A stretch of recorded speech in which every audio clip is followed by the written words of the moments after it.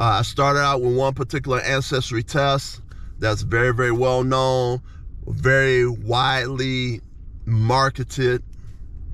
And when I got that test, that particular Ancestry test had some small print stating that they own the DNA that you send them, which made me feel extremely uncomfortable.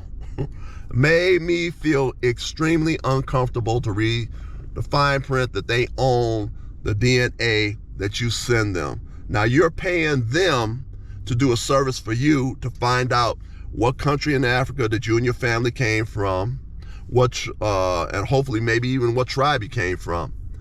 But you're paying them to do this service for you, and they're telling you that they own your DNA. To me, I thought that was crazy. Absolutely crazy that they own my DNA. So I never did send that back.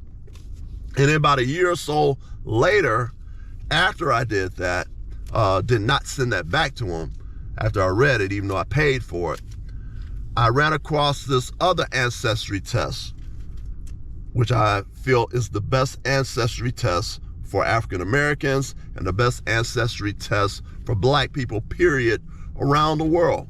And that Ancestry test is African Ancestry. Once again, African Ancestry, African Ancestry. I do not get paid by them at all. But one of the things that I loved about African Ancestry is they're supposed to have the largest database for African Americans, of what country that you and your ancestors came from based upon the DNA that you send them. They also have the largest database in terms of what specific tribes that you may have came from, whether it's your mother's side of the family or whether it's your father's side of the family, all right? I found that information out. They do not own your DNA that you send them. You send them your DNA, they destroy it after they finish using it.